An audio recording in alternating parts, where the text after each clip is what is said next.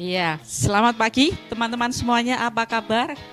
Solid dan maju. Sekali lagi ya, lebih semangat. Apa kabar? Solid dan maju. Tepuk tangan buat kita semua. Iya. Pagi hari ini semuanya semangat. Kita akan membahas bersama ya, belajar tentang sebuah buku yang berjudul Can We Talk. Artinya sudah tahu? Can We Talk ditulis oleh Roberta Chinsky Methusen, seorang penulis, seorang konsultan manajemen perusahaan. Ya, salah satu yang pakai dia adalah Microsoft. Nah, di sini yang akan kita bahas adalah 7 Principles for Managing Difficult Conversations at Work. Artinya 7 prinsip ya untuk apa? Memanage difficult conversation, percakapan yang sulit. Ya, untuk melakukan percakapan yang sulit itu gimana? At work, di tempat kita bekerja. Ya, tapi tidak hanya di tempat kerja, mungkin di rumah, di organisasi yang lain pun bisa. Oke, lanjut ya. Nah, mengapa percakapan sulit itu penting? Ya, percakapan sulit penting. Nah, ini ada beberapa ya, mungkin ada lebih dari ini, tapi poinnya kita ambil. Yang pertama, menentukan kualitas hubungan kerja. Karena memang percakapan itu kan komunikasi ya, jadi perlu menentukan untuk menentukan kualitas hubungan kerja, apakah kualitasnya itu baik atau buruk. Yang kedua, mencegah konflik berkepanjangan. Kalau kita enggan untuk berbicara, untuk bercakap-cakap ya, di sini ditulis percakapan sulit, kayak sulit ya mau ngomong kok susah. Nah, ini nanti kita belajar itu. Yang ketiga, meningkatkan kinerja dan kepercayaan. Kenapa bisa begitu? Nanti kita pahami bersama ya, meningkatkan kinerja kenapa? Dan kepercayaan. Ya.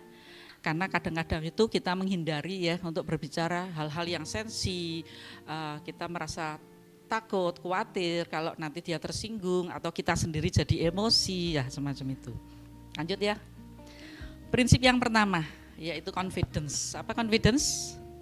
Percaya diri. Nah, sambil dipahami ya, nanti kita akan ada sedikit permainan ya, bukan permainan role play untuk kita latihan ya. Jangan menunda. Jadi artinya kita itu berani dalam arti percaya diri ya, berani itu percaya diri. Karena nanti ada prinsip lain juga courage nanti yang terakhir juga keberanian. Tetapi ini bukan keberanian yang dimaksud courage itu, tapi di sini confident bagaimana kita ini berani dalam arti percaya diri ya, punya kepercayaan diri, jangan menunda. Karena kadang kita menunda karena takut, bukan karena waktu kita tidak ada waktu, tetapi karena kita itu menunda, waduh nanti takut begini-begini itu tadi ya. Kemudian memulai dengan niat positif, asal kita niatnya positif. Kalau niatnya negatif, kita mau marah, kita mau menyudutkan seseorang lah, itu kan negatif. Tapi ini kita yang positif. Kemudian yakin pada tujuan percakapan. Yakin pada tujuan percakapan kita, tujuannya adalah baik. Terima kasih. Nah itu tadi ya, jangan menunda, memulai dengan niat positif, yakin pada tujuan percakapan kita, memberikan solusi, ya, memberikan motivasi. Prinsip yang kedua yaitu clarity. Clarity itu apa? Kejelasan, ya, kejelasan. Yaitu sampaikan fakta. Hindari asumsi. Jadi bukan karena kita pikir kemungkinan tuh dia begini bukan, tetapi faktanya apa? Clarity. Kemudian langsung dan spesifik apa yang mau dibicarakan pada pokok permasalahannya, bukan melebar kemana-mana, bukan muter-muter ya, langsung kepada apa yang ingin kita sampaikan. Lanjut ya, kita cepat aja. Prinsip yang ketiga adalah compassion. Compassion itu apa? Belas kasihan ya, belas asih, kita berbelas kasih, kita melibatkan emosi kita ya. Dengarkan tanpa menghakimi. Jadi kita itu mendengarkan, dia mau ngomong apa, ya biar dia berbicara dulu. Ya, ketika kita mendengarkan, kita punya empati emosi lawan bicara kita itu, ya kalau kita ngomong dulu belajar tentang amigdala ya, limbiknya itu akan tenang. Ya, amigdalanya itu tidak akan bereaksi yang macam dia akan tenang ya. Dengarkan tanpa menghakimi, akui emosi lawan bicara. Oh iya, ya kalau dia sedikit marah, oh iya kamu lagi marah itu tadi ya. Seperti emotional labeling ya, kita melabeli. Kamu lagi marah, kamu jengkel ya. Iya, kita empati seperti itu ya. Yang keempat, curiosity. Curiosity itu rasa ingin tahu. Curious ya, ingin tahu. Jadi bertanya bukan menuduh. Kemudian cari perspektif lainnya. Ya. Buka ruang dialog. Sampai sini dia mau ditanyakan, kalau tidak kita lanjut lagi. Jadi kita membuka dialog ya, terbuka, bertanya, kita tahu pasti apa yang dia rasakan itu tersampaikan ke kita. Jadi tidak menduga-duga tadi dan menuduh kamu begini, tapi benar-benar kita menaruh belas kasihan ya. Yang kelima, kompromi.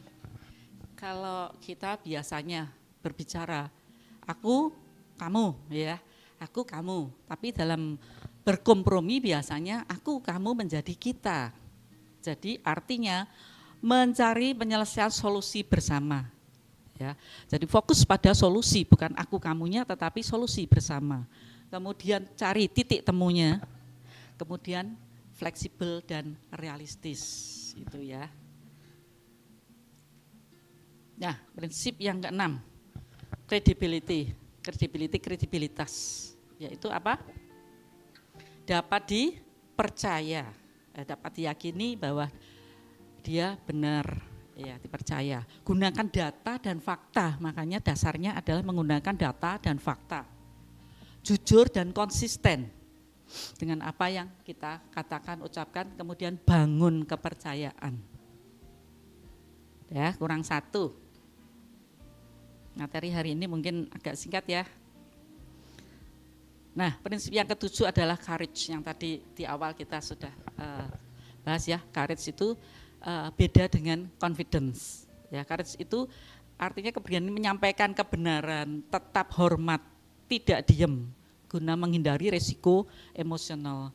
Nanti dia marah, nanti dia tersinggung. Nah, itu terus kita menjadi tidak berani, itu courage kita bagaimana. Tapi kalau confidence itu kita mengatur diri kita itu bagaimana untuk menyampaikan itu, ayo gerak sekarang, aku yakin, ya ada keyakinan. Tapi kalau courage itu arahnya ke berani. Oke, itu tadi 7 prinsip. Sekarang kita 7 prinsip menangani percakapan sulit tempat kerja. Ini menurut saya ya, tadi urutannya memang berbeda dengan ini. Tahu bedanya? Ini urutannya memang saya rubah sedikit karena ini fleksibel, enggak kaku ya. Yang lebih enak kalau menurut saya seperti ini. Jadi kenapa yang dirubah mana tadi? Mana tadi? Yang keberapa coba? Yang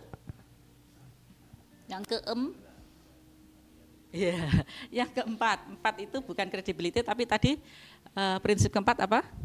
Curiosity. Kemudian yang kelima, compromise ini naik ke atas ya. Dan yang terakhir baru bukan terakhir ya, yang nomor 6 itu credibility dan courage. Nah, ini saya rubah. Kenapa? Karena nanti kita masuk ke studi kasusnya ya. Jadi setelah ada compassion, ada credibility, ya toh, curiosity, compromise, dan terakhir courage. Coba ya kita lanjut. Nah, ini contoh kasusnya. Menegur karyawan yang kerjanya menurun, yang kinerjanya menurun. Situasinya karyawan sering terlambat dan target tidak tercapai. Ini mungkin marketing ya. Nah, kita di sini mungkin tidak ada marketing, bisa nanti diterapkan di dalam tugas teman-teman, misalnya merekrut. Nah, nanti bisa diterapkan ini langkah-langkahnya. Cuma ini kita lihat dulu ya. Contohnya di sini ya. Saya ingin diskusi sebentar soal pekerjaanmu. Ini penting dan saya percaya kita bisa membahasnya dengan baik. Itu tadi yang nomor 1 apa? Confidence, dengan yakin kita berbicara. Dan kita, maksud kita, tujuan kita yang utama adalah baik, positif. Nah, ada yang memberi contoh kebalikan ini. Coba.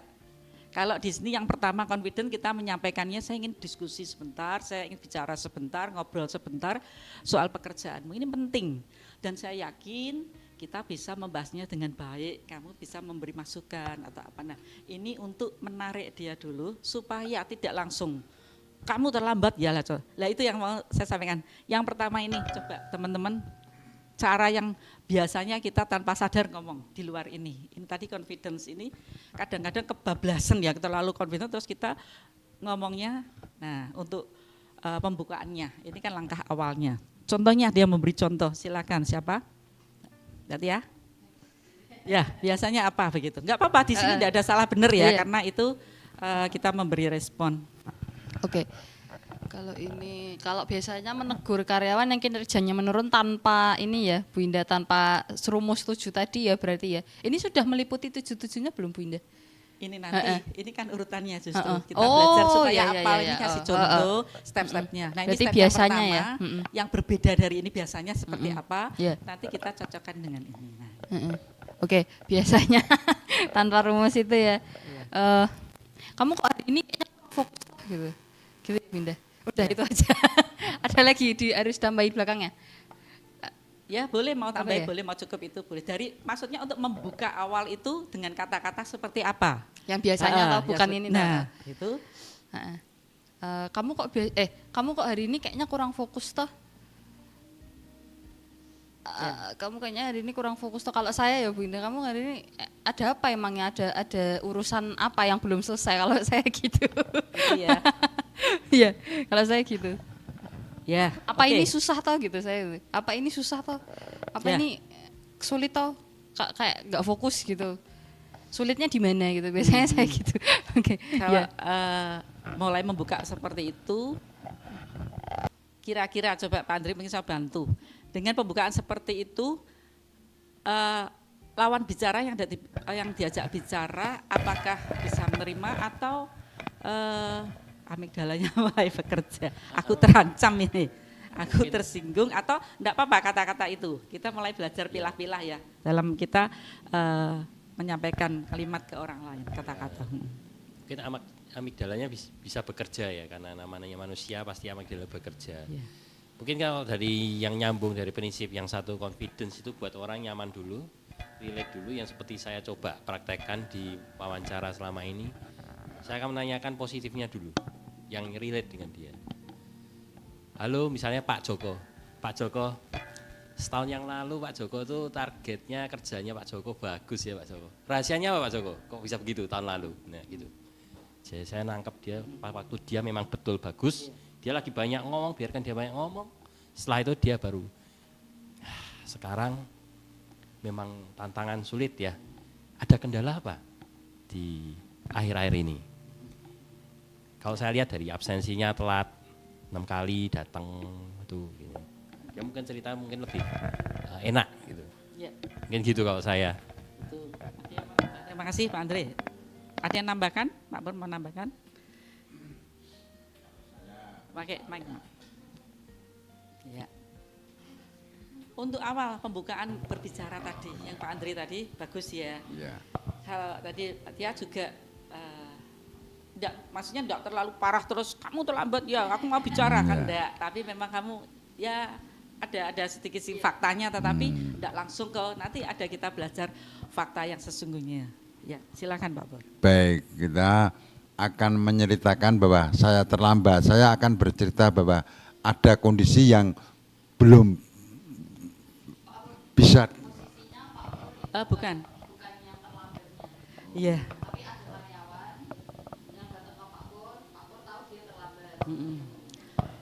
Ya. Jadi ngadapi orang yang terlambat bukan diri kita yang terlambat. Maksudnya begitu. Bagaimana kita mulai membicarakan diskusi bersama supaya tidak langsung nuduh-nuduh. Jadi nanti orang tersinggung, marah, ya sensitif. Tapi kita mukanya gimana? Seperti contoh tadi, Pak Andri sudah ngasih contoh. Kita ngomong-ngomong dulu yang positif, baik. Nah, salah satu contohnya ini tadi kan menegur karyawan yang kinerjanya menurun, yaitu sering terlambat, tidak tercapai targetnya, target mingguannya. Ini nanti ada targetnya dia, detailnya. cara ngomongnya yang enak begitu loh. Jadi untuk awal pembukaannya itu kan confident, yakin. Ada yang enggak berani ngomong, didiamkan aja. Nah, maksudnya bukan begitu, tapi berani ngomong. Cuma berani ngomongnya itu dengan confidence. Bukan berani yang nanti ada lagi berani courage ya. Tapi di sini untuk ngomongnya dulu, berani untuk ngomongnya itu confidence, butuh confidence. Nah itu kira-kira apa Pak Pur? Ya, kalau saya karyawan yang terlambat datang, saya akan biasa menanyakan bahwa ada kepentingan yang masih mengganggu aktivitas Anda ya, kok belum bisa tepat waktu datangnya gitu. Mungkin itu yang saya ceritakan bahwa mungkin masih banyak pekerjaan yang harus diselesaikan dia. Makanya dia datangnya agak terlambat datangnya. Karena mesti ada sesuatu yang masih diselesaikan di rumah itu. Ya, oke, terima kasih Pak Pur. Ya. Ya, itu juga baik ya dari jawaban Pak Pur, tapi itu nanti masuk langkah berikutnya. Ini baru mulai ngajak bicara Pak. Kalau ini tadi kan langsung sudah masuk di dalam permasalahannya. Ini kan baru mau ngajak ngomong tuh loh. Awal kita ngomong itu bagaimana? Jadi tidak langsung kamu kok sering terlambat, kamu kelihatannya ini. Tapi kita mau bicaranya, bukanya itu gimana? Itu tadi yang confidence. Jadi tidak kita ragu-ragu maju mundur, tapi kita sampaikan itu tadi. Ya, yang seperti tadi Pak Andre bilang nyampaikan dulu. Nah, untuk memulai pembicaraan itu enak gitu ya, supaya enak.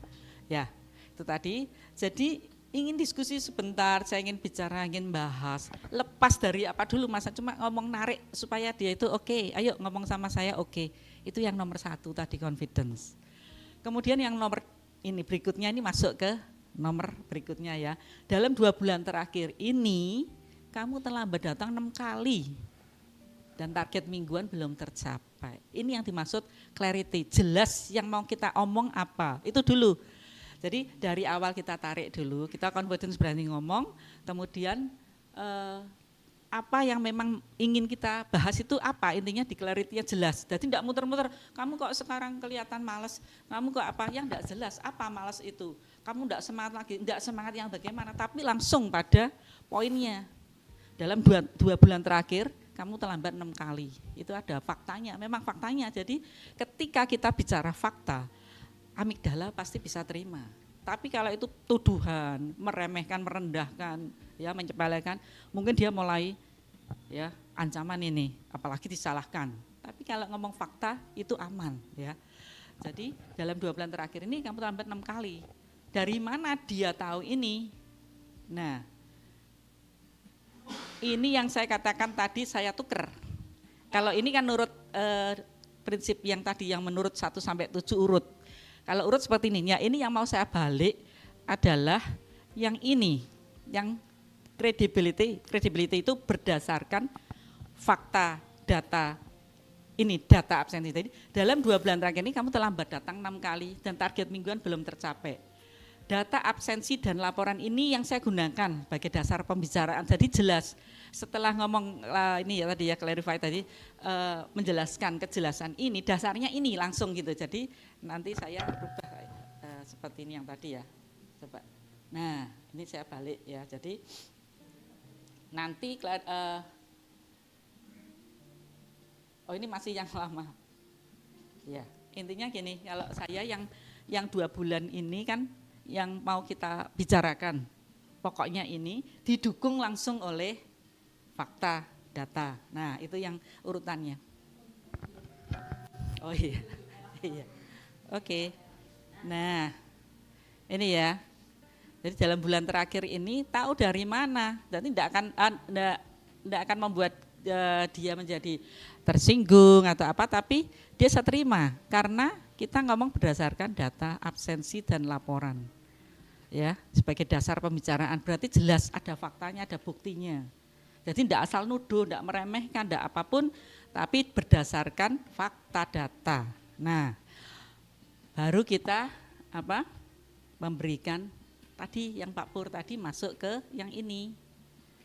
Saya mengerti mungkin banyak masalah atau yang sedang dihadapi apa. Saya mengerti ada hal yang sedang menghadapi akhir-akhir ini. Ini maksudnya apa? Compassion, kita memahami empati. Ya, Kamu tidak bisa mencapai itu mungkin karena ada sesuatu hal. Nah, yang ingin kita ulik, yang ingin kita bahas cari solusinya adalah masalahnya dia. Jadi kalau kita hanya tunjuk-tunjuk, marah-marah tidak menyelesaikan masalah.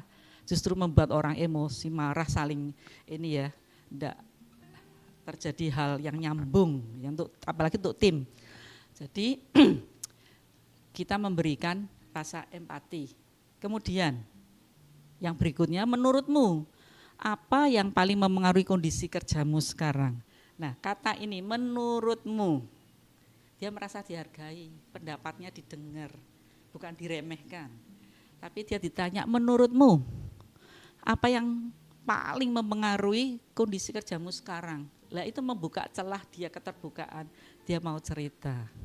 Kenapa? Oh saya ini ya, kayak tadi Pak Pro, saya ini sekarang begini, kondisi ini dan lain-lain. Kita jadi menangkap itu.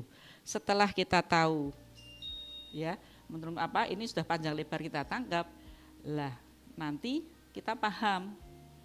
Sekarang bagaimana kalau kita atur ulang jadwal atau target atau apa untuk solusi itu kita cari bersama. Ya solusi bersama dia dilibatkan juga. Enaknya gimana nih menurut kamu? Kan ganti dibalik juga. Lah sekarang sudah seperti ini. Kira-kira apa yang bisa kita bikinkan apa alternatif ya untuk semua bisa berjalan dengan baik. Kita bisa diskusi bersama, masukan dari kamu apa? Ya.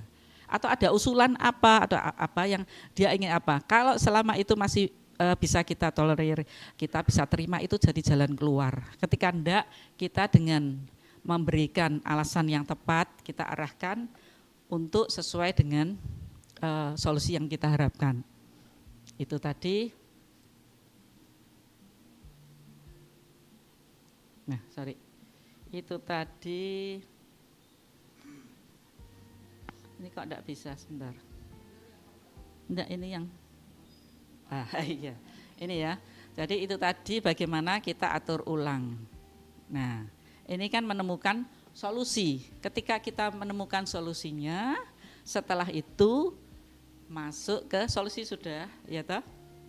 Kemudian kita semua kan masuk ke, namun perlu saya sampaikan, jika tidak ada perubahan akan berdampak pada evaluasi kinerja, ya, pada penilaian kerjamu. Apalagi kalau masih kontrak, ya, kalau kinerjanya tidak bagus, ya sorry aja, karena ini aturan, ya, persyaratannya seperti ini, aturannya seperti ini, berarti ya kamu tahu sendiri ya sanksinya atau resikonya.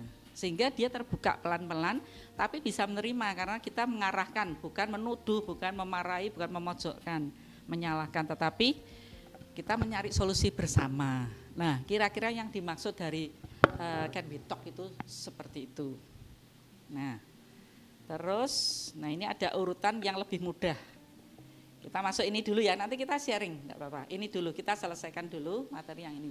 Urutan neurologis yang aman bagi otak manusia. Kalau tadi prinsipnya seperti itu diringkes menjadi lebih sedikit ya, 5. 5 itu yaitu fakta, empati, pertanyaan, solusi, keberanian. Ya kayak tadi saya ringkes, makanya urutannya bisa jadi berubah. Jadi fakta tadi ini lebih mudah dipahami. Daripada mikiri prinsip tadi yang banyak, pakai ini aja, fakta, empati, pertanyaan, solusi, keberanian. Nah, fakta dulu, nomor 1 memang harus fakta, ya. Tapi ya dimulai dengan cara yang enak tadi, kita ngomongnya pembukaannya ya, pasti ada istilahnya kalau NLP itu kita rapport, ya nanti rapport, pacing, leading. Fakta dulu, amigdala tidak merasa diserang kalau kita ngomong fakta. Empati, setelah fakta, ya tidak dianggap basa-basi itu ketika kita memang benar-benar tahu faktanya terus memberikan rasa berbela rasa apa ya, empati itu saya bisa merasakan apa yang kamu rasakan gitu ya. Tapi kalau kita tidak tahu faktanya, sok-sokan ya, aku tahu perasaanmu gimana, ngerti ceritanya, faktanya apa enggak ngerti, itu namanya basa-basi ya. Kemudian pertanyaan terbuka, dengan pertanyaan terbuka otak reflektif aktif ya. Pertanyaan terbuka tadi fakta, kita punya empati ya, memberikan pertanyaan. Sebelum memberikan pertanyaan itu kita menunjukkan empati kita supaya lawan bicara kita tidak merasa diserang, disalahkan. Kita memberi pertanyaan pun juga hati-hati. Pertanyaannya menurut kamu bagaimana, apa yang kamu rasakan, seperti itu ya. Jadi teman-teman yang dari psikologi lebih paham ya, seperti ini ya. Kemudian pertanyaan terbuka. Terus solusi kolaboratif, nah ini tadi yang masuk ke solusi rasa kontrolnya meningkat. Jadi kalau hanya sepihak, dia kontrol dirinya mungkin nggak ada. Ya, disuruh pokoknya harus datang jam 8. Untuk apa? Nggak paham. Tapi kalau itu solusi bersama, dia juga ngontrol diri. Oh iya, kemarin aku sudah komitmen ya, sudah cari solusi supaya aku tidak terlambat, supaya kinerjaku makin baik misalnya. Jadi rasa kontrolnya meningkat. Dan yang terakhir ini keberanian. Di akhir pembicaraan itu tegaskan kembali resiko, sanksi, batas-batas yang jelas terhadap apa yang melenceng itu tadi yang perlu kita luruskan. Jadi tetap jelas tapi tanpa menimbulkan konflik.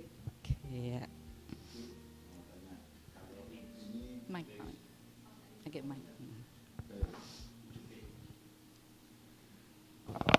Baik, kalau kita menanyakan sesuatu terkait dengan fakta ya, fakta itu kan terjadi apa yang ada aslinya.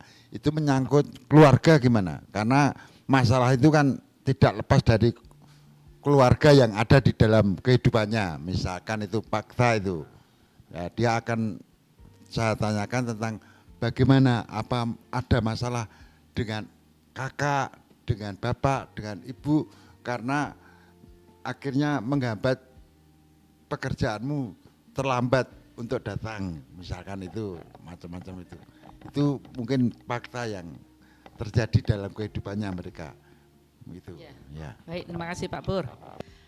Jadi pertanyaannya memang tidak harus urusan pekerjaan, mungkin justru yang mempengaruhi di luar pekerjaan kan. Ini kita memang konteksnya at work, di tempat kerja, tapi tidak menutup kemungkinan orang ini dipengaruhi oleh faktor-faktor keluarga, lingkungan ya. Jadi seperti tadi kalau kita mau lebih hati-hati lagi ya, lebih bijak lagi, tidak usah ditanyakan lah apa dengan keluargamu begini, dengan ini ada anak, biar dia bicara. Itu lebih mempersempit pembicaraan, fokus kepada apa yang memang benar-benar terjadi. Jadi kita tidak menerka-nerka ya, nebak-nebak. Oh mungkin gini, mungkin kamu dimarahi istrimu, mungkin anakmu begini, tidak nurut, jadi kamu stres ya. Nah itu kan kita menambahkan apa yang sebenarnya tidak ada, misalnya pas itu memang bukan itu, jadi kita menerka-nerka, mancing-mancing kan. Ya saya kira lebih baik kan ditanyakan aja ya, gimana kamu bisa sharing lah apa yang menjadi kendalamu, apa yang menjadi hambatanmu untuk bisa dulu misal kamu kalau datang pagi terus tidak pernah terlambat ya, sekarang ada perubahan, mungkin ada yang kamu hadapi saat ini apa, biar dia cerita sendiri. Nah seperti itu. Oke ya, jadi faktanya apa, terus kita empati, sebelum berbicara harus punya rasa empati dulu. Empati bukan berarti membenarkan yang salah ya, bukan ya, kalau salah kita tidak benarkan, hanya kita mencari solusi tujuannya, memahami terus cari solusi bersama ya. Dengan bertanya tadi, kalau tidak bertanya kita tidak tahu, itu kan sepihak terus menghakimi, kamu sekarang begini ya, kamu gini-gini, itu langsung amigdalanya lah bekerja, langsung rasa ancaman itu ada, sehingga kita ngomong apa aja pasti ditentang, pasti orang itu defense, pengen membenarkan diri, tidak mau diserang, ada pertahanan diri tiap orang itu ya. Kemudian kembali ke keberanian untuk ngomong solusinya. Ini juga dibalik loh Pak, hanya di pekerjaan ya, di keluarga pun bisa diterapkan ini. Kita mau bicara yang sulit, misalnya anak ini kok seringnya pulangnya malam ya, sampai jam 12, setengah 1, terus seperti itu. Mau negor kok ya nanti jadi ribut. Nah itu tadi ya, kita tidak punya confidence untuk berbicara. Harus dimulai itu dari confidence dulu.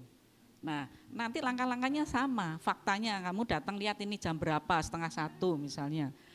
Tapi Bapak tahu misalnya seperti itu ya, kamu mungkin dulu Bapak ya pernah muda, jadi pernah dolan-dolan atau gimana ya, sampai atau ngafe dulu atau gimana, itu empati ada sehingga tidak merasa terserang.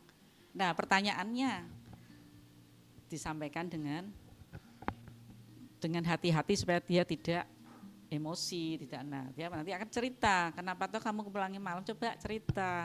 Lah, ini dia akan cerita, kemudian solusinya apa? Nah, solusinya kamu kok sampai malam nanti kamu, lah boleh di situ memberikan nasihat ya untuk anak, kemudian solusinya apa? Lah saya kalau malam rumah nggak ada apa-apa, Pak. Saya kan lapar, pulang kantor jam 9 lembur ya misalnya. Saya ngafe dulu sambil rumah nggak ada wifi misalnya. Saya nongkrong dulu di mana ya, mesti ada alasannya. Nah itu yang kita ambil, kita carikan solusinya. Ketika solusinya tercapai, akar masalahnya selesai. Kemudian lah keberanian ngomong, kalau kamu nanti pulangnya lebih dari jam 11, pintu sudah saya kunci, Bapak tidur, jadi jangan ketok-ketok ganggu. Misalnya seperti itu tetap ada keberanian untuk meluruskan yang bengkok ya.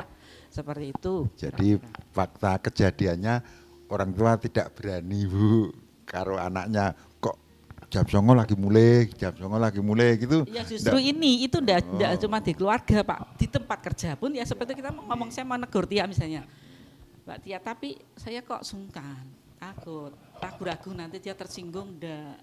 Tapi itu harus diomongkan. Nah itu yang memang kita sebagian besar, apalagi kita tradisi kita orang timur ya, apa orang Jawa, jadi apa ya, disimpan, hati-hati takut nanti tersinggung, jaga hubungan yang baik ya itu baik sih, tetapi apa yang benar perlu disampaikan ya disampaikan secara profesional gitu ya.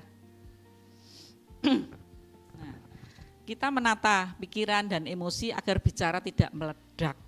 Itu ya, baik yang kita ngomong sendiri jadi jengkel karena jawabannya ini jadi ribut, atau yang baru diomongi sudah der dulu. Makanya tadi perlu pembukaan yang bijak ya. Jadi lewat confidence, lewat apa? Clarity, terus empati tadi apa? Empati, compassion. Nah, baru nanti seterusnya. Nah, fakta, apa yang benar-benar terjadi?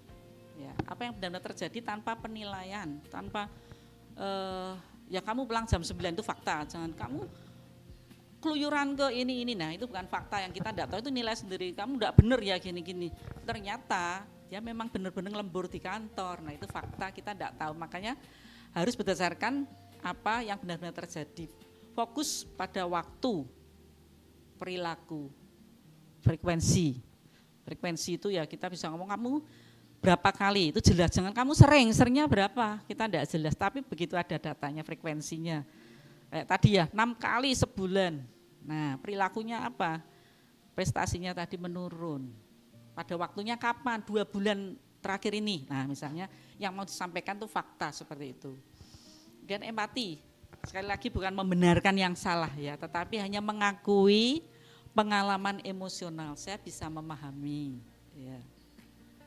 Kalau titik-titik apa, nanti dia akan bercerita. Kalau kita mau terbuka, memahami memang mencapai target itu perlu perjuangan yang sungguh-sungguh, perlu memikirkan fokus atau apa, supaya sekali lagi dia tidak tersinggung, ya, amigdala tidak bekerja. Kemudian yang ketiga, pertanyaan yang membuka kesadaran, bukan menyalahkan atau menyerang. Yaitu biasanya dengan kata menurutmu bagaimana untuk menyelesaikan, menurutmu nah lebih baiknya bagaimana. Kan Bapak itu jam 10 sudah tidur, di rumah cuma Bapak sendiri misalnya. Nah baiknya bagaimana, menurutmu gimana. Lah kalau jawabannya meleset, ya sudah toh, saya tak kos saja Pak, misalnya seperti itu, ya kita perlu luruskan kembali, ya toh? Terus jadi mutung anaknya, ya sudah nih tidak boleh pulang jam 10, tidak usah pulang sekalian, saya tak kos nanti pulang besok pagi, ya seperti itu. Itu solusi nanti ya, arah masa depan, bukan mengungkit masa lalu yang sudah, ya, yang sudah, seperti Pak Jokowi yang sudah. Jadi realistis dan kolaborasi. Bagaimana kalau, nah kita menawarkan, bukan kamu sekarang harus datangnya, bukan segitu, tapi bagaimana kalau kita tata ulang ya, saya bantu yuk, kalau datang atau kamu sebelum ke kantor itu melakukan apa, perlu dibantu menyelesaikan apa. Nah ini kita gali dari pertanyaan kita, kemudian solusinya. Dan yang terakhir tetap courage, itu ada keberanian. Batas menjaga diri dan relasi, ya, batas menjaga diri Memang kita ada batasnya, tapi menjaga juga, ya. Dan relasi hubungan itu nomor satu. Jadi bukan kita menang kalah dalam bercakap, berdiskusi atau berbicara dalam percakapan, tetapi yang kita cari adalah solusi bersama, ya. Semuanya terselesaikan, tujuan yang utama bersama itu yang tercapai.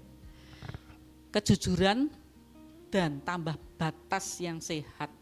Batas yang sehat itu ya kalau misalnya kita tidak terlalu melebar melampaui batas atau malah kita mundur ketakutan.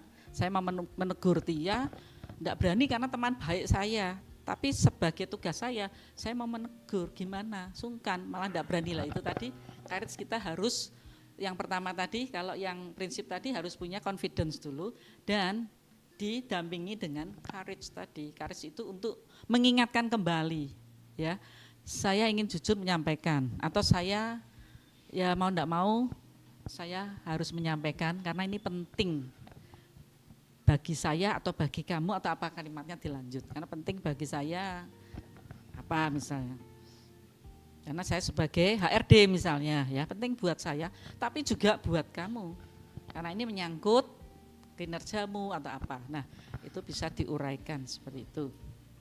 Oke, jadi apalkan coba tanpa melihat, coba ya, fakta, empati kita apalkan ya. Kalau yang 7 tadi mungkin terlalu panjang dan bahasanya ya pakai bahasa Inggris, ini bahasa Indonesia aja lebih mudah, 5 ya. Jadi ada fakta, ada empati, ada pertanyaan, ada solusi, setelah solusi ada keberanian. Ya, keberanian itu endingnya kita tetap meluruskan, ya, tetap misalnya kalau kamu terlambat 10 kali surat peringatan terakhir misalnya, karena sudah ada peringatan kedua misalnya, jadi kita tegaskan lagi tujuan yang utamanya memang meluruskan itu. Selain kita mencari solusi. Coba tanpa melihat ya, tanpa melihat sini ya. Atau ini saya ganti. Saya ganti yang mana ya? Ya ini dulu aja, kan enggak ada ini. Nah. Ayo, yang pertama Fakta. fakta, silakan. Lanjut, kedua empati. Ketiga pertanyaan. Yang keempat solusi, dan yang terakhir keberanian. Wah hebat semuanya ya, langsung nyantel, langsung ingat ya. Ya terima kasih semuanya. Terus ini tadi sudah ya, paham ya antara ini ya langkah-langkah 1 sampai 5 ini? Bisa dipahami. Ada yang mau ditambahkan mungkin teman-teman, ada yang menambahkan? Saya hanya menambahkan kalau ilmu ini malah bermanfaat untuk menghadapi nasabah yang menghadapi kredit macet. Bisa juga, ini kan bisa diterapkan. Jadi, di banyak hal. Bisa diterapkan ya kalau. Iya, betul. Supaya kita itu dalam menangani kredit macet itu lebih smooth gitu ya. Ngomongin dulu faktanya, empati dulu, pertanyaan, solusi, tapi courage tetap diberikan ya.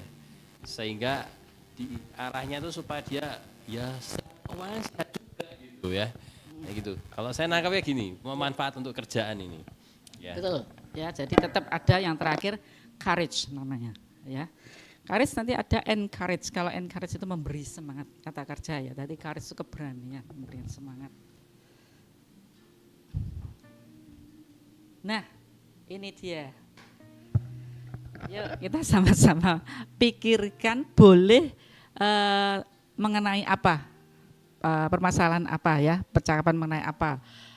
Mungkin ini tadi kita membayangkan kalau kita terhadap debitur yang macet ya, bagaimana kita mengadakan percakapan. Percakapan yang sulit, dia itu orangnya sulit loh. Nah, gimana ini? Atau dengan penerimaan karyawan baru sebagai HRD, atau berteman dalam satu tim, atau kepada atasan, atau kepada bawahan. Ya, coba kita sama-sama ini ya, nanti saya beri waktu sebentar untuk ngerjakan ini. Coba kita pikirkan yang pertama, apakah emosi yang paling kuat saat memikirkan percakapan ini? Emosinya apa? Yang membuat males ngomong, misalnya seperti males enggak atau menghindar itu apa? Ya contohnya, kita emosinya tegang, takut, cemas, kesal, marah, marah tertahan ya, kecewa, ragu, tidak enak hati, lemah emosional, terancam. Ketika kita itu bingung ya, mau ngomong bingung, ketika kita tahu disinilah emotional labelingnya tahu, kita lebih mudah. Oh ternyata itu saya takut. Oh saya tegang nih ngomong sama bapak itu karena bapak itu menakutkan ya penampilannya, galak juga. Nah, terus atau tidak enak hati ya loh. Wah enggak enak, saya kenal baik mau nagih enggak enak. Ini masuk emosi ketika kita mau ngomong jadi membuat kita apa? Waktu mau memikirkan mau maju itu terus kepikiran apa? Jelas ya yang nomor 1. Yang nomor 2, bila mana saya biasanya terpancing emosi. Terpancing emosi saat apa? Emosi bukan terpancing oleh kata ya, tapi oleh rasa tidak aman. Bisa kata-kata itu menyakitkan, menyalahkan, menyudutkan, tetapi otak kita nerima itu, rasa tidak aman, tidak dihargai dan kehilangan kontrol itu. Memang bisa melalui kata, tapi sebenarnya bukan kata-katanya yang memancing amigdalanya bekerja ya, sistem limbiknya intens bekerja. Tapi rasa tidak aman, tidak dihargai dan kehilangan kontrol. Ini tidak hanya kata-kata loh. Ketika kita ngomong gini terus kita menghadap sana ya. Nah, itu merasa tidak dihargai bukan karena kata-kata kan. Kemudian juga tidak aman. Ketika ngomong bawa senjata tajam misalnya, atau enggak usah senjata tajam, tetapi arah pembicaraan bukan kata-kata, arah pembicaraannya ini mengancam aku loh. Aku habis ini akan misalnya diturunkan gajinya atau aku keluarkan dari perusahaan ini atau apa, itu merasa terancam ya. Kemudian kehilangan kontrol. Nah, terpancing emosi saat kehilangan saat kita sudah terpancing, kita kehilangan kontrol kita. Paham ya maksudnya? Ini ketika mikirkan ini coba ada yang nanti bisa sharing. Ya kasih waktu sebentar. Mau nomor 1 dulu boleh, mau semuanya langsung diborong boleh.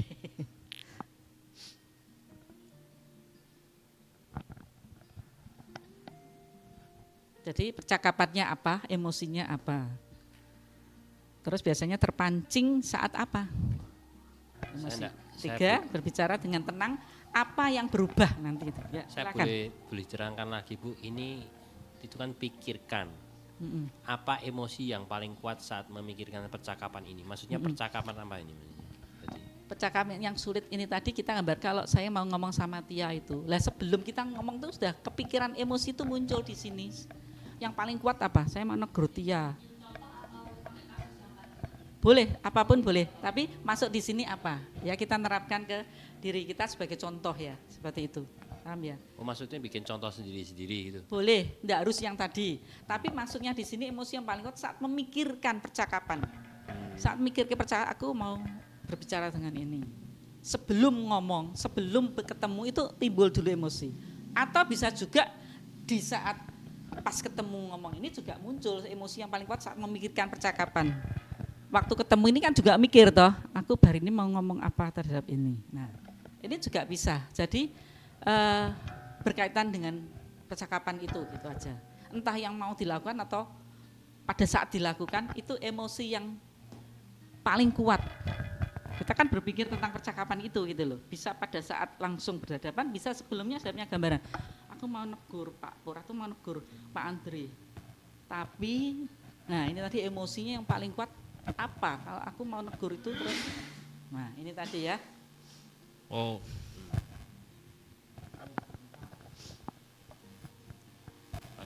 Negur itu rasanya ya enggak enak ya. Nah. Mau negur itu sudah enggak enak. Nah. Tapi kita lihat itu saja ini perlu ditegur gitu. Karena salah. Nah itu. Ya itu, yang ditanyakan emosi apa yang paling kuat saat memikirkan percakapan ini. Percakapan ini itu bisa punya cerita sendiri ya percakapan. Kalau ini mungkin artinya yang tadi ya, tetapi enggak harus yang tadi. Kita terapkan misalnya ya kita mau negur itu tadi, itu percakapan yang berkaitan dengan yang kita alami ya. Kayak ini percakapan ini itu apa? Ini dalam hal ini aku mau cerita, aku mau negur Pak Andri atau negur Tia atau negur Pak Pur. Itu terus emosi apa ya nih, aku mau atur. Kita memahami itu dulu, setelah kita tahu emosi itu, kita bisa menambah keberanian kita, kejernihan pikiran kita. Aku tidak enak ya, tidak enak soalnya teman baik. Kemarin habis ditraktir Pak Pur. misalnya. Nah itu kita bisa membatasi, menyingkirkan itu untuk bisa berpikir secara profesional, ya, supaya berpikir juga secara logis, rasional, bukan dengan perasaan. Ayo silakan, nomor 1 boleh, 2, 3 boleh. Yang 3 jika saya bicaranya tenang, apa yang berubah? Nomor 2 Bu. Ya, silakan. Bila mana saya biasanya terpancing emosi saat kita berbicara dengan orang lain, tapi apa yang kita bicarakan itu masalah yang penting, mungkin nagih hutang atau malah dia tidak perhatian, tidak fokus itu loh, melihat sana, melihat sini, jadi tidak fokus pada orang yang diajak bicara itu loh. Jadi yang itu. diajak bicara Pak Pur maksudnya. Ya, saya. Ini dijak ngomong kok malah Ya, lihat sana, malah lihat sini, lihat luar. lihat jendela misalnya. Lihat jendela. Ya, itu. Ya, persis ya. Demikian itu, kurang perhatian itu, Lihat malah sini. tersinggung ya. Wah, ini kurang ajar. Ya. Itu, ya. Ya, itu normal, wajar ya Pak ya. Saya biasanya terpancing emosi, saya diajak ngomong kok malah enggak perhatian, ini serius kok nyepelek, merasa diabaikan, diremehkan ya, tidak dihargai. Itu emosi ya yang bisa muncul pada saat itu tadi. Ya, ini yang nomor 2 Pak Pur sudah memberikan. Yang lain monggo. Nomor 1 boleh diborong, 3 boleh. Silakan. Yang mana? Ya. Ya Mbak Tia dulu. Ya, saya itu ya Bu Indah. Ingat ini soal labeling emosi ini kayaknya Bu Indah juga dulu sudah pernah ngajarin ya. Jadi kita harus bisa memberi nama perasaan atau emosi kita, karena kadang kita cuma bisa merasakan tapi tidak ngerti Bingung ini sendiri, kenapa galau. sih, ini kenapa Betul. sih, aku kenapa sih gitu.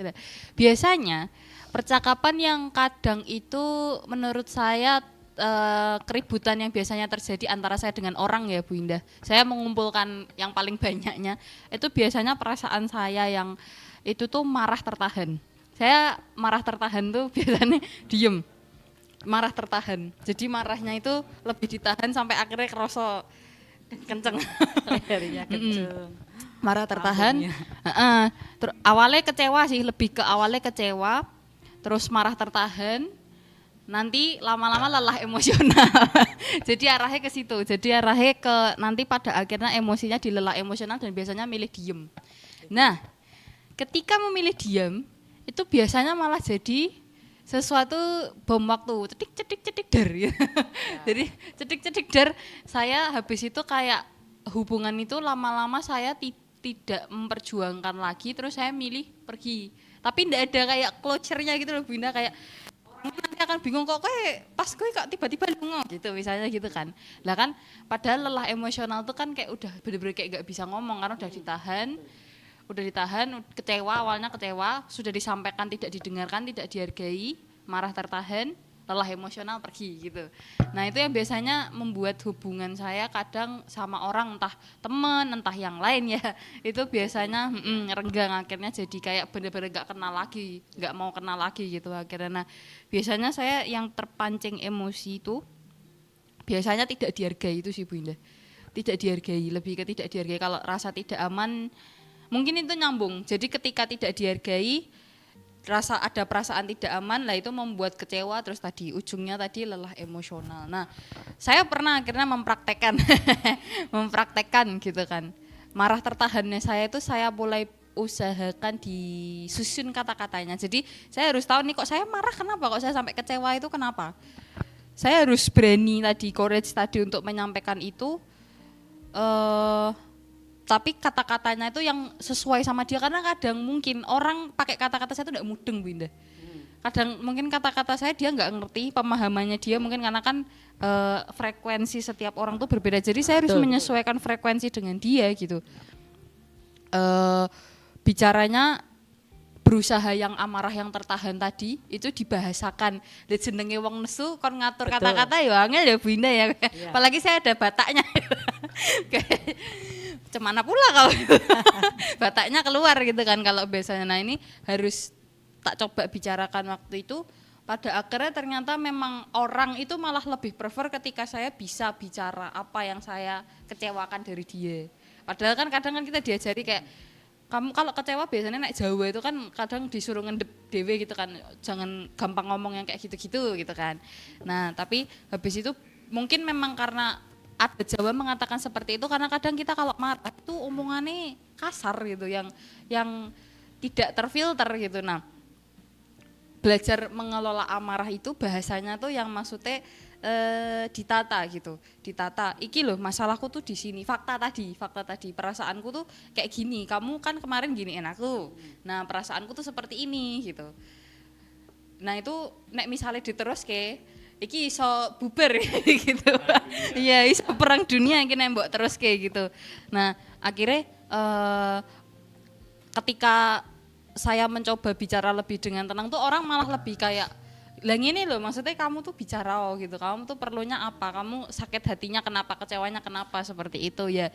Itu lebih sih Bu Indah, kayak temenannya lebih awet, lebih lama gitu kalau ketika berani ngomong di depan, jadi tidak ngomong di belakang temen, nanti sama temen yang A ngomong ini, nanti sama temen yang B ngomong yang lain gitu. Jadi malah lebih apa ya, lebih bisa memilih orang yang memang mau berteman sama kita sama enggak, karena kan kadang orang ketika dikasih opini dia langsung walah kayak kakean ribet gitu ya, kakean ribet gitu. Tapi kalau orang yang memang sungguh mau membangun relasi dengan kita, dia menerima kecewanya kita, dia justru mau memperbaiki itu. Gitu sih Bu Indah. Ya. Kalau dari pengalaman saya. Terima Begitu. kasih Mbak Tia. Yeah. Ini cerita panjang dan menarik semuanya ya. Jadi seperti tadi yang tertangkap juga kita menyesuaikan dengan gaya dan bahasa. Seperti sama anak kecil ya, anaknya pendek kita harus jongkok. Itu nanti masuk ke brain coherence tadi, nyambung ya. Dan selain tadi ada rapport ya, ada pacing reading. Nanti kita menyesuaikan dengan gaya bahasa, tidak bisa kita mau pakai punya kita mau ngomongin si A, ini si A punya gaya bahasanya sendiri supaya dimengerti kan, tujuannya itu dipahami, dimengerti. Kemudian yang tadi berkaitan dengan yang prinsip 1, yang confidence tadi apa? Bahwa berani percaya dirinya itu ada untuk mengungkapkan. Nah, kalau enggak kan tadi malas, enggak enak. Nanti gini, mending ya wis takut tak menjauh aja. Nah, makanya ini tadi tujuan yang pertama juga menentukan apa? Menentukan apa tadi? Hubungan tadi ya, yang pertama ini coba. Ada ini nih. Nah, ini menentukan kualitas hubungan kerja. Kalau dalam konteks ini kita kantor ya, at work. Tapi di luar sana pun juga sama, menentukan kualitas hubungan berteman, hubungan antar keluarga ya, seperti itu.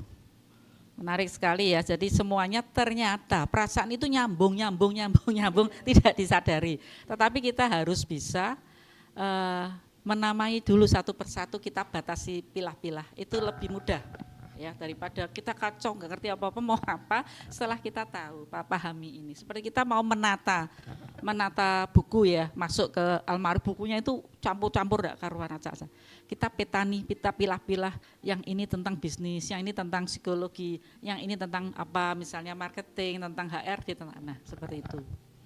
Itu tadi ya sharingnya Mbak Tia. Ada yang mau nanggapi sharingnya? Atau mau lanjutkan ini? Andre? Ada yang mau tambahkan? Sudah cukup ya? Oke. Ini tadi ini sudah. Yang ini belum, yang nomor 3. Ayo, nomor 3. Jika saya berbicaranya tenang ya, dengan tenang, apa yang berubah kalau berbicara tenang? Ya itu kalau yang berubah itu pertama emosinya sendiri berubah. Karena awalnya kan itu gejolak itu toh. Nah, ketika bicaranya tenang, dirinya sendiri mulai terkontrol gitu ya. Dan juga tujuan akhirnya dari pembicaraan tadi itu yang misalnya menegur tadi itu, encourage tadi itu, courage itu bisa keberanian ya. Ya gitu sih kalau hasilnya gitu. Ya, terima kasih Pak Andre. Jadi memang ketika kita bicaranya tenang, itu kalau berbicara lebih enak. Lebih enak, makanya kita ngomong sama orang, atau sama kita tenang ngomong. Lebih enak didengar mana, dan mana yang informasi yang ingin disampaikan itu bisa ditangkap dengan tenang atau dengan ribut. Saya ngomong sambil ngomong, ya, kan susah ya. Jadi dengan bicara tenang tadi, bisa apa tadi? Menenangkan pikiran kita juga, emosi tadi ya, bisa emosi kita terkontrol. Ketika emosi kita terkontrol, logika kita jalan, kita memutuskan segala satu pakai rasional logika kita. Jadi tidak membuat keputusan yang nanti nyesel sendiri, wah tadi kok gini ya, karena logika kita nggak jalan, hanya perasaan 100% perasaan misalnya seperti itu ya. Ada lagi yang menambahkan, terus hubungan jadi lebih baik. Ya, lawan bicaranya juga menjadi tenang, lebih nyambung, lebih bisa terbuka. Itu kalau kita tenang. Kalau kita sudah menakutkan bagi lawan bicara kita, tidak akan bisa kita memberitahu, meluruskan, tapi justru pertikaian yang terjadi. Ini persis di keluarga juga bisa, Pak. Ya, jadi kita bicaranya tidak menyalahkan. Ya, nanti masuk di ini aja dah. Masuk di kesimpulan. Nah, kesimpulan, pola inti dari Can We Talk apa? Bukan siapa yang salah. Ya, walaupun memang dia melakukan kesalahan, tapi kita tidak menyalahkan orang itu, tapi berdasarkan pada apa yang terjadi dan bagaimana ke depannya. Ya. Apa yang terjadi dan bagaimana ke depannya. Paham ya? Terus bukan meluapkan emosi, wah kamu berbuat salah, kamu ini, enggak, tapi mengelola emosi dan kejelasan. Kita menyampaikan supaya jelas dia tuh paham maksud saya. Kalau maksud saya ini baik, maksudku baik, kan mesti dia bisa menerima. Ya, amigdala pun juga tenang, bisa memahami. Tapi kalau ini tadi, lawannya ini tadi apa? Menyalahkan, menuduh, meremehkan, ya, dan menyakitkan kata-katanya gitu, seperti itu ya. Kemudian meluapkan emosi, ya pasti. Kalau kita seperti orang bilang, kalau kita mengalahkan kejahatan dengan kejahatan tidak akan selesai. Kejahatan dengan kebaikan, ya. Seperti tadi ada belas kasih. Kemudian percakapan sulit bukan ancaman. Kita tadi terancam takut, perasaan tidak enak, cemas nanti gimana ya, dan lain-lain, itu tadi bukan seperti itu, tapi bagian tak terpisah dari, ini konteksnya Edward tadi ya, dari dunia kerja. Percakapan sulit itu bagian dari kita ini bekerja, itu harus dilewati, harus dihadapi, tapi dengan cara tadi ya, kita bijak. Itu tadi adalah cara-cara kita berkomunikasi yang bijak untuk menghadapi percakapan yang sulit. Kemudian percakapan sulit tidak harus merusak hubungan. Kayak tadi, dia takut nanti dia tersinggung, mending aku diam aja. Malah merusak itu, karena terus menjauhi kan, males aku sudah kecentok. Tapi kita sebenarnya tidak tahu, mungkin bayangan kita, yaitu bias kognitif, ya bisa toh, bias konfirmasi, bisa terjadi. Kemarin kita sudah bahas itu toh, bias-biasnya. Bisa juga maksudnya kita nggak ngerti yang sebenarnya. Dia kemarin ketemu aku, kok malah melengos ya, padahal dia memang nggak ngerti atau lupa nggak pakai kacamata, misalnya seperti itu ya, itu contohnya. Jadi ya merusak hubungan kalau kita mau bicarakan ya, misalnya ya ngomong sebenarnya dengan cara ini tadi ya, pakai langkah-langkah ini tadi, ternyata aku nggak ketok, bener aku nggak lihat soalnya nggak pakai kacamata, nah kan salah kan, kita yang menangkapnya keliru.